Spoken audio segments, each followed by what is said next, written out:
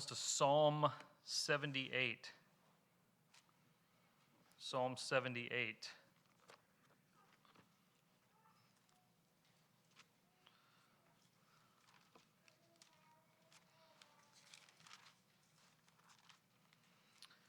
We talked the first night about what singing is biblically. We talked last week about singing as a congregation.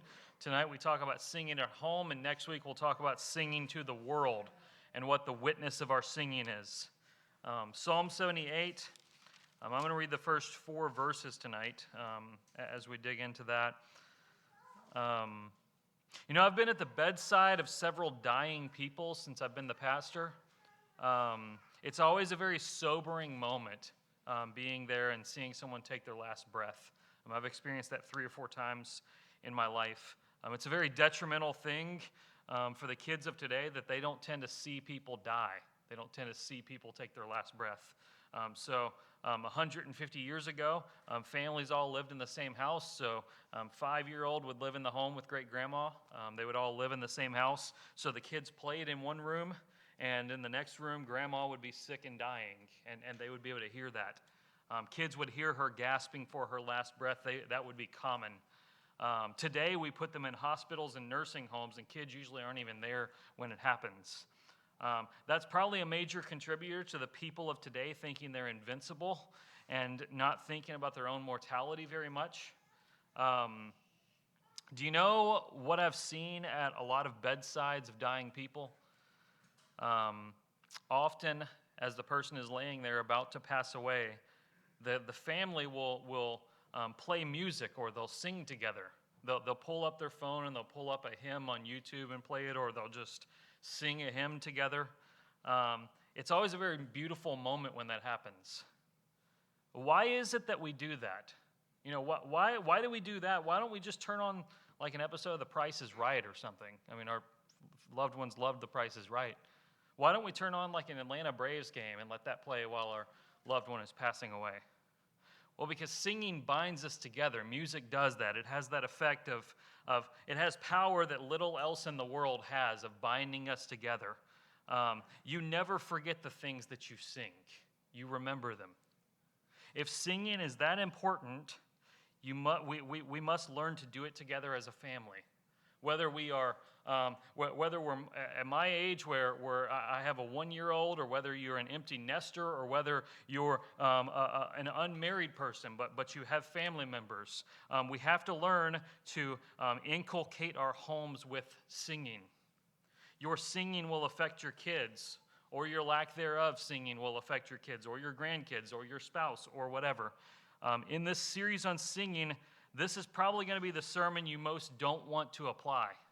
I hope I can change your perspective on that, but we need to sing together as families. We need to do that. And so, Psalm 78, I'm going to read the first 4 verses. Give ear, O my people, to my teaching. Incline your ears to the words of my mouth. I will open my mouth in a parable, and I will utter dark sayings from of old, things that we have heard and known, that our fathers have told us. We will not hide them from their children, but tell to the coming generation the glorious deeds of the Lord and his might, and the wonders that he has done. Psalm 78 is 72 verses long. I read the first 4. I'll let you read the rest when you're home tonight. Essentially, that statement in verses 2 through 4 about I'm gonna open my mouth and speak to the next generation all the things the Lord has done. Essentially, that's kind of prefacing what the entire psalm is going to be about. It's recounting all of those great things that the Lord has done. A lot of things from the Old Testament as it works through, it recounts those wonders. It keeps recounting how much God did for Israel and how they continued sinning and testing the Lord. But he kept working in the midst of them. He did not turn his back on them. What we may forget about Psalm 78 is that Psalm 78 is a song. It's a song. Israel would have sung this. They wouldn't have just read it, they would have sung it. Psalms is the songbook of the Bible. It's Israel's hymnal. It was written to be sung. Now you have to it sounds better when it's sung in Hebrew because that's how it was written to be sung, but it's written to be sung. Israel was to sing Psalm 78. Israel was to sing about the wonders and the deeds of the Lord for the next generation to hear. They were to sing to their kids all that God had done for them. If I were to go to every church in the Mel Association and ask each family there, do you sing together as a family? My guess is I would get very few answers that were yes. I would get very few answers that were yes. It's not a common practice today at all, to our detriment. In fact, many of you probably think it would be weird to sing it, to sing together as a family, to sit around the living room and sing together. Maybe that's because you've been told you're a bad singer, like I was when I was a kid. Maybe you think my kids, my family members are going to think I sound terrible. My kids aren't going to participate. They're not going to think it's cool to sit around and sing. We've fallen a long way from this. In the 1700s, the Puritans would refuse communion to men in the church if they had not led their family in prayer, Bible study, and singing throughout the week. If that happened today in a church, would anyone even get to take communion? Even closer to our time, it was fairly common 100 years ago for a family to have a piano in the center of their home. A piano in the center of their home because they sung together. They sung.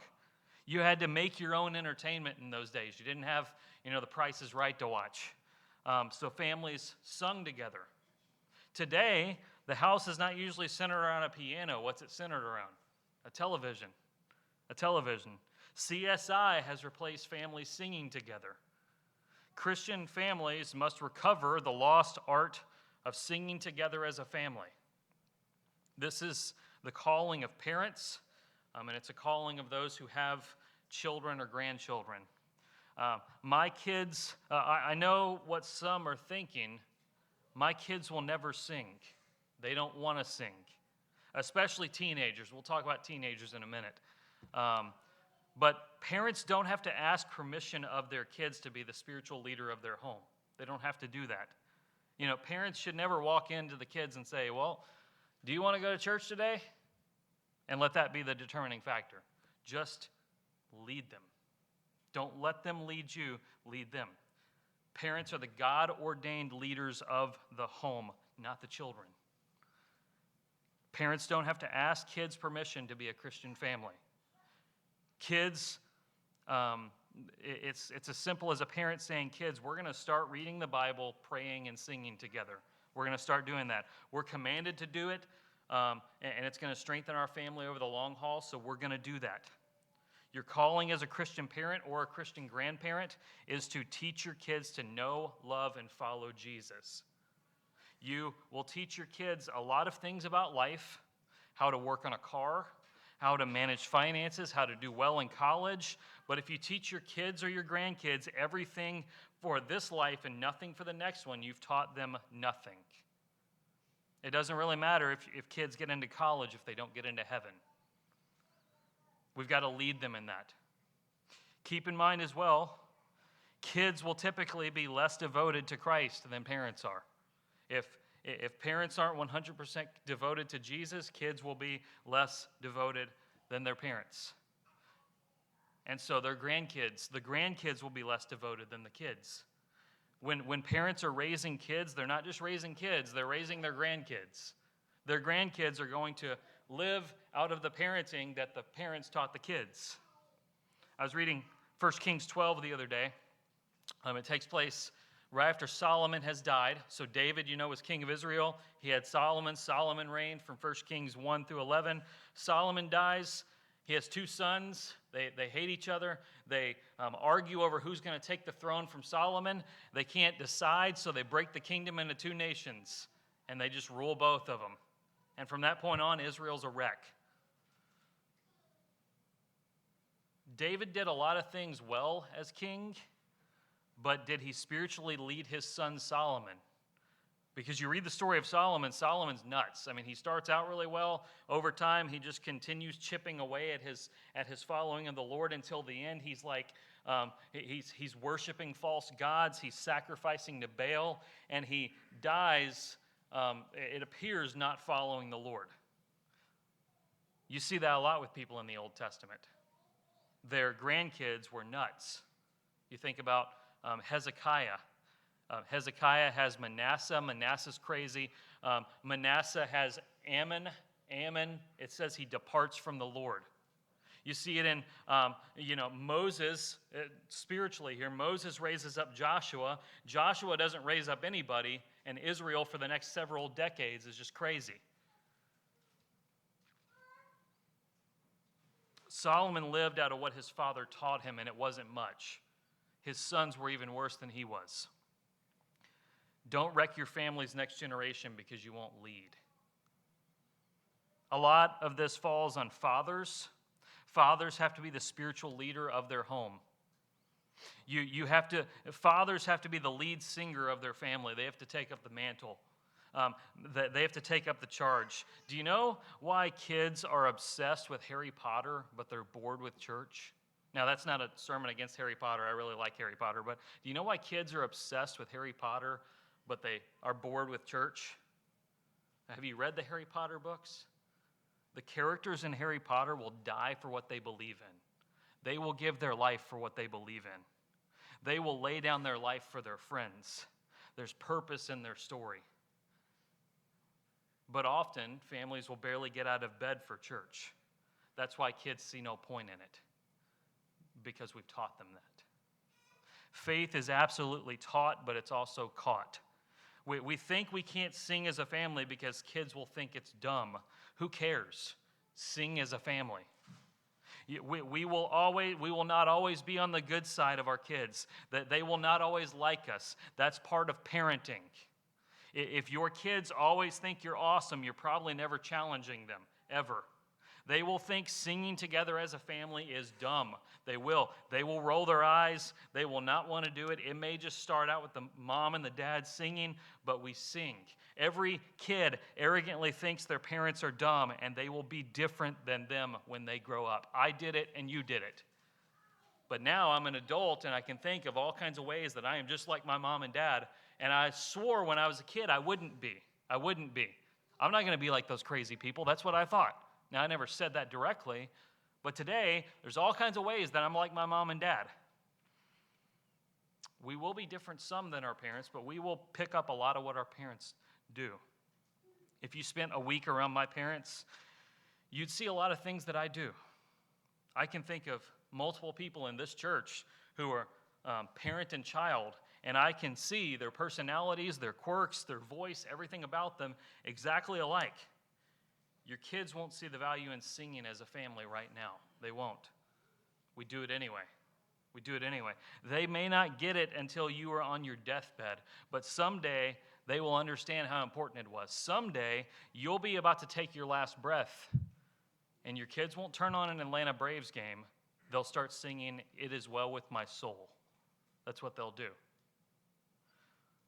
Why is this important? Well, as we've said the past 2 weeks, you learn best through song. You learn best through song. How do we teach kids the alphabet? Remember, it's a song. We teach kids through a song. Could you imagine having to teach the alphabet without a song? It'd be miserable. You never forget the songs you learn, ever. So sing with your kids and your grandkids and teach them such important lessons as what those songs teach. What songs are going to carry our kids through their life? Do we really want the songs that play in their mind forever to be Shania Twain? Like, do we really want that? Shania Twain's a great musician, but her songs are not going to get someone through a cancer diagnosis. It's just not going to do it. It's going to be the songs of faith that we sing in our home. When someone's diagnosed with cancer when they're 65, it's not going to be, "Man, I Feel Like a Woman," that comes into their mind. It's going to be, "My hope is built on nothing less than Jesus' blood and righteousness. I dare not trust the sweetest frame, but wholly lean on Jesus' name." Are songs of faith what we're going to leave our kids? You can always tell at a funeral what songs the family. You can always tell at a funeral what songs the family picks, how much they sung in their home. Very rarely are songs of faith used at funerals much anymore. The true songs of faith, that is. A lot of people will pick Alan Jackson's Precious Memories album, but less about the hymn aspect of it and more just that it reminds them of church when they were a kid. Thank the Lord for Go Rest High on That Mountain, because that's what most people pick these days. I remember a funeral where they did Bad to the Bone. Bad to the Bone. Guy was a motorcycle rider, really rugged guy. His kids picked Bad to the Bone. You're sitting there in the funeral, and you're supposed to be really somber and mourning, looking down at the floor, and the radio's going, bad to the bone, da bang, diggy, diggy. Awkward as I'll get at. But is our family going to pick songs of faith for our funeral or something else? Are they going to say, well, she really liked Adele. Maybe you can pick one of her songs for the funeral.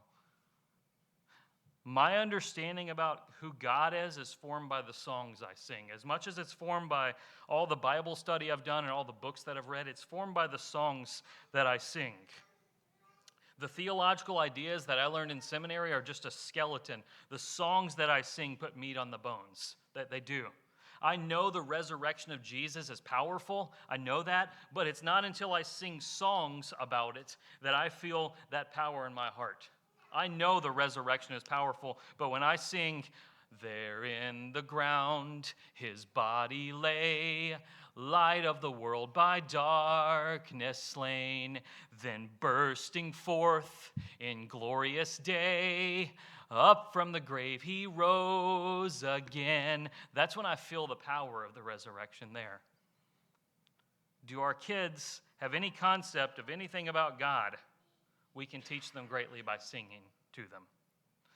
Our kids and our grandkids are being discipled by the music they listen to. They are. Families 100 years ago, when they had those pianos in their home, they sang together, they had very little music available to them when they did that. But kids today can listen to music anywhere they want and any song they want. They have Spotify, they have Pandora, they have iTunes. You know, when I was a kid, I used to watch CMT's Top 20 Countdown. You remember that?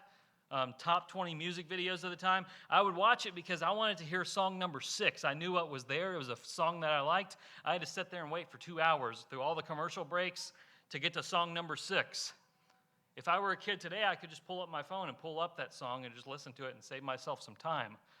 Kids today have access to literally every song created, and songs are being produced every single day to add to that library. Kids and grandkids today are being discipled by Ariana Grande and R. Kelly and Taylor Swift and Ed Sheeran. They're being taught how to view the world through the music they hear. Don't you want them to have that worldview countered by the songs they sing about Christ? You know, songs by Charles Wesley and Fanny Crosby and William Cooper and Isaac Watts and Matt Boswell and Michael W. Smith and Shane and Shane and Wren Collective Experiment and so many groups and musicians like this. These people have a message for your kids, and it's verse 4. Verse 4. We will not hide these truths from our children, but will tell the coming generation the glorious deeds of the Lord and his might and the wonders that he has done. I promise you, they're not learning that from R. Kelly. They're not. They're not learning that from Taylor Swift. They're not. But there's so many songs out there that can teach them those lessons. We make the focus of what we sing the gospel.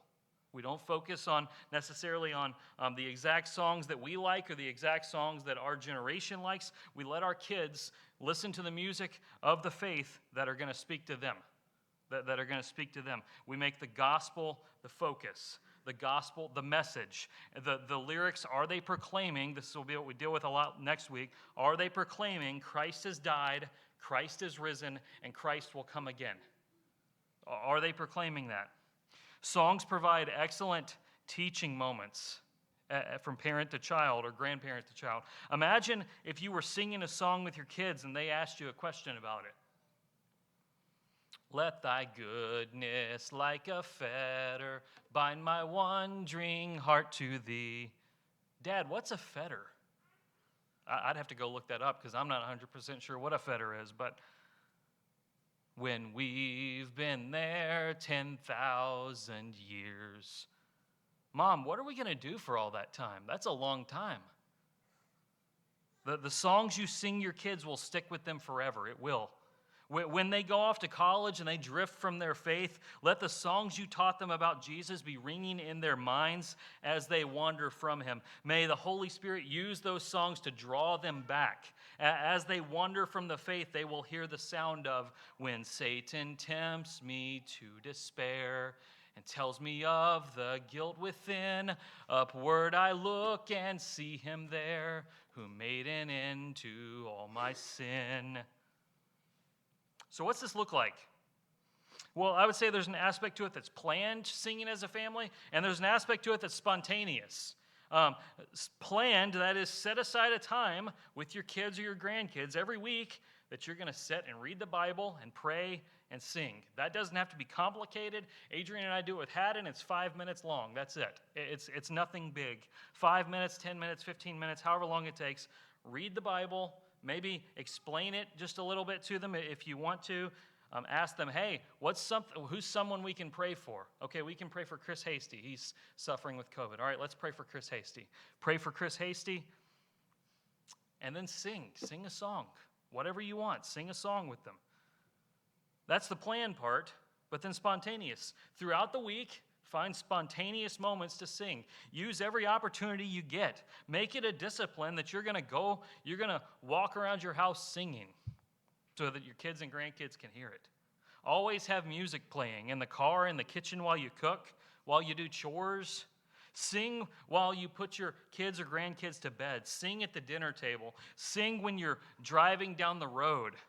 Teach them about Christ through the music they listen to, even music that isn't church music. Don't just sing songs. Know what you're singing and explain them. Like, honey, do you realize that Jesus literally paid it all? Like we say he paid it all. Do you realize he literally paid it all? Like every sin we have ever committed, even just a bad thought, he's paid for that?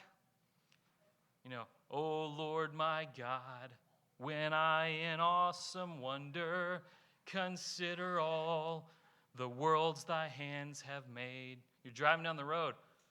You hear that song, honey? Look at all this. Let's figure out all the stuff out here that's different that God has made. Let's think about that and stand in awe and wonder. Maybe you start a Christmas tradition this year. We're going to sing Christmas carols together as a family. Before we open gifts, after we open gifts, whenever. Before we go to bed on Christmas Eve night, whenever. We're going to do that.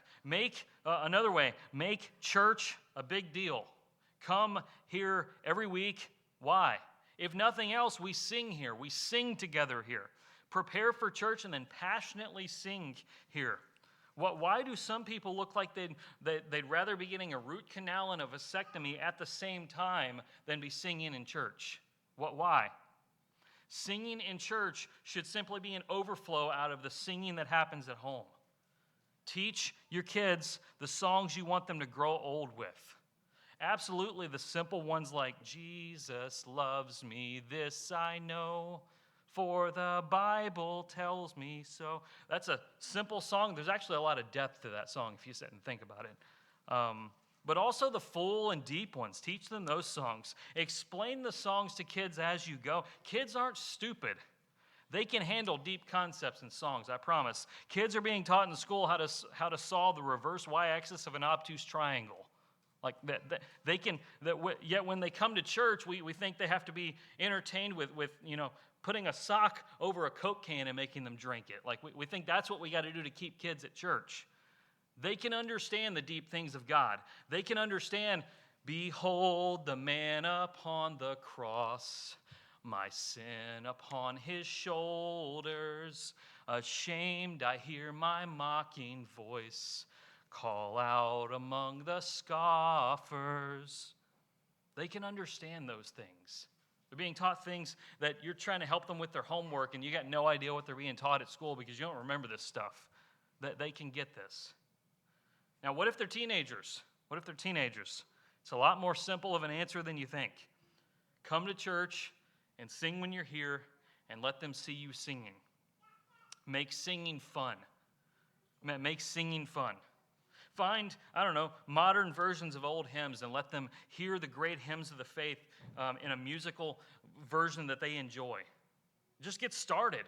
Like, don't sit and try and figure out how to get started. Just get started. Don't be scared of them. We have the right to parent our children. Like, we have the right to do that. They're going to roll their eyes at a lot of things that we do as parents and grandparents, but we lead them. We lead them. You know, our kids and our grandkids may be the future hymn writers. But what if our kids and grandkids are the kids that are writing hymns 50 years from now? Well, what if that's the case? Do you know how many people who wrote the hymns we sing in church 400 years later were just ordinary people who had godly parents who sang to them? You read all their stories, it's a lot of them. They just had godly parents who loved them well, and they wrote these songs that we still sing 400 years later. Their legacy continues 4 centuries later. You can't name most of the players that were on the Atlanta Braves in the 1980s. You can't do that. But you can name all kinds of songs that were written 400 years ago by people, just ordinary people with godly parents and godly grandparents. So, we focus more on preparing our kids for eternity than even we do in preparing them for life, our kids and our grandkids. We do so through singing. We do not hide them from our children, verse 4, but we tell the coming generation the glorious deeds of the Lord and his might and the wonders that he has done. We proclaim to the next generation through singing the glories of Jesus. And so let's sing now to practice that sort of thing.